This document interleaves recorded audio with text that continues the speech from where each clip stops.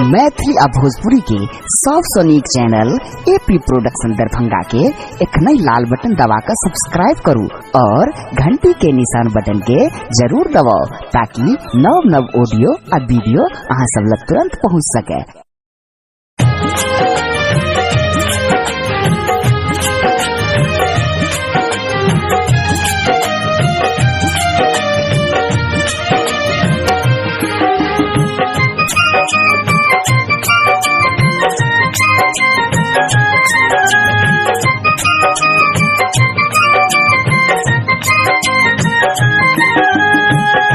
एखन अहाँ सब सुन रहल छी एपी प्रोडक्शन के शानदार प्रस्तुति। आसिमा से माँ हमरा गाम अबै छी बाबानी माँ दुख दूर करू।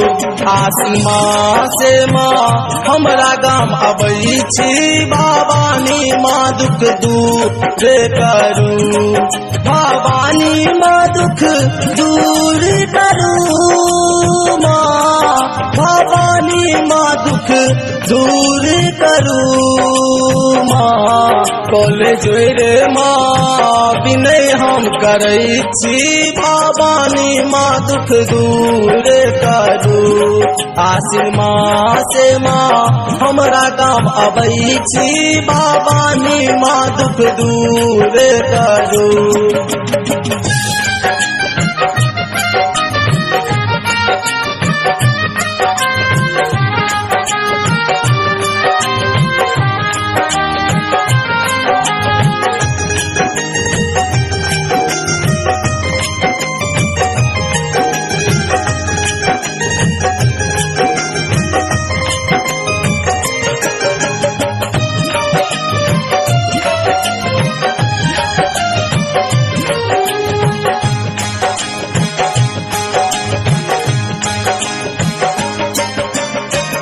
दुख दलिए बारे हमरा बार भारी, कष्ट हरियो माँ अहीं छी शिवानी। दुख दलिए बारे हमरा बार भारी, कष्ट हरियो माँ अहीं छी शिवानी। कल जोरे माँ विनय हम करै छी भवानी माँ दुख दूर करू। आसिन माँ से माँ हमरा गाम अबै छी भवानी माँ दुख दूर करू।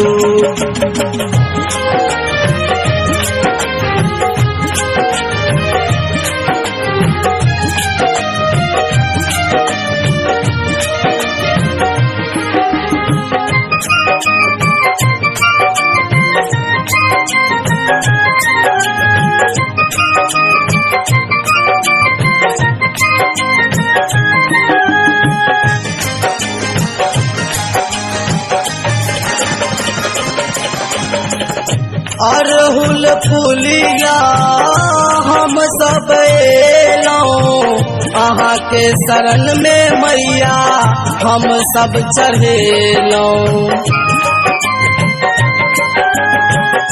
अरहुल फूलिया हम सब एलौं, अहाँ के शरण में मैया हम सब चढ़ेलौं। विनती सुनियो माँ हमरो और आबे भवानी माँ दुख दूर करू। आसिन माँ से माँ हमरा गाम अबै छी भवानी माँ दुख दूर करू।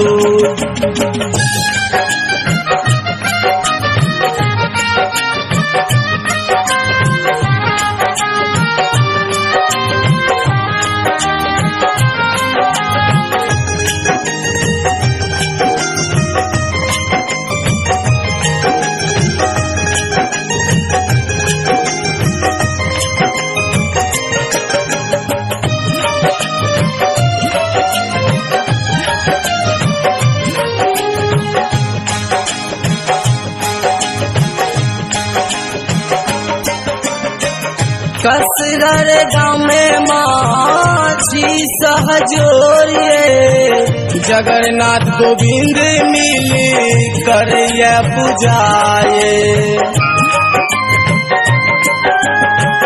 कसरल गाँव में माछी सहजोरिए जगन्नाथ गोविंद मिली करिया पूजाए सिद्ध कखन माँ जगन्नाथ ले बई भवानी माँ दुख दूर करू आसिन माँ से माँ हमरा काम अबई छी भवानी माँ दुख दूर करू भवानी माँ दुख दूर करू माँ भवानी माँ दुख दूर करू माँ कॉलेज रे माँ विनय हम करई छी भवानी माँ दुख दूर करू आसिन माँ से माँ हमरा गाँव अबई छी भवानी माँ दुख दूर